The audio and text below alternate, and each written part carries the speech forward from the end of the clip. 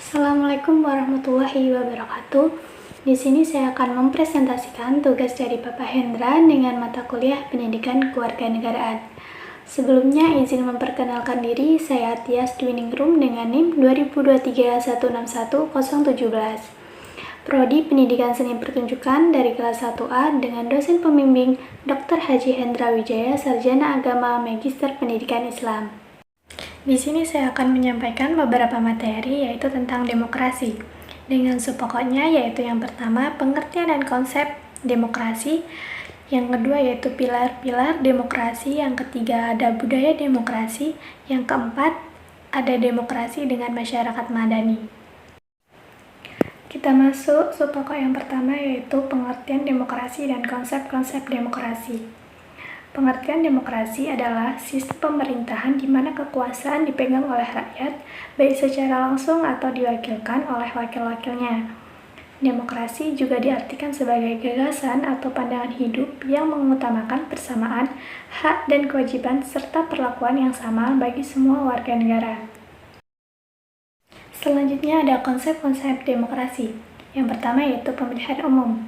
Demokrasi melibatkan pemilihan umum secara teratur, di mana warga negara memiliki wakil mereka dalam pemerintahan. Yang kedua ada hukum dan keadilan. Hukum dan keadilan bekerja sama-sama untuk menciptakan masyarakat yang adil, di mana semua orang diperlakukan dengan setara dan hak-hak mereka dihormati. Yang ketiga ada kebebasan dan hak asasi manusia.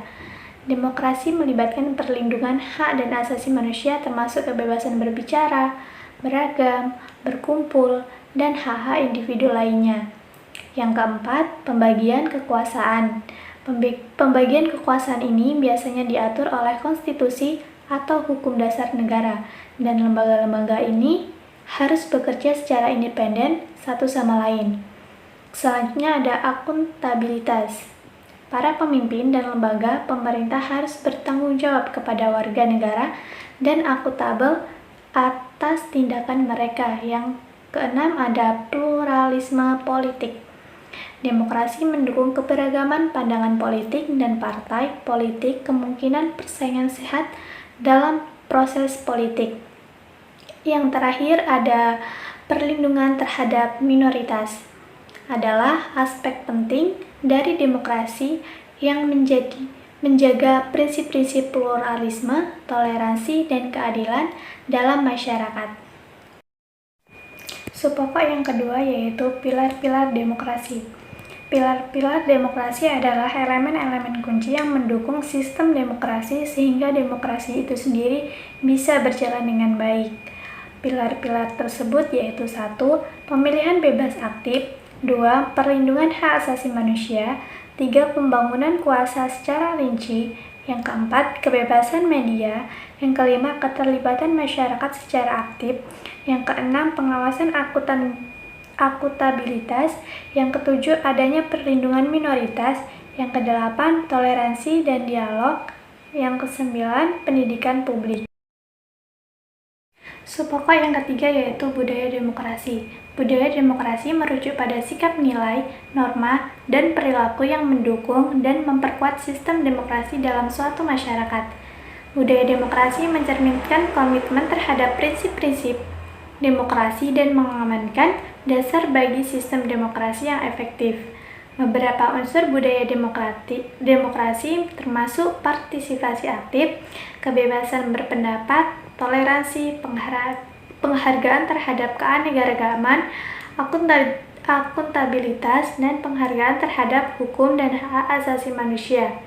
Ini menciptakan lingkungan di mana sistem demokrasi dapat berkembang dan berfungsi secara efisien untuk melayani kepentingan seluruh masyarakat.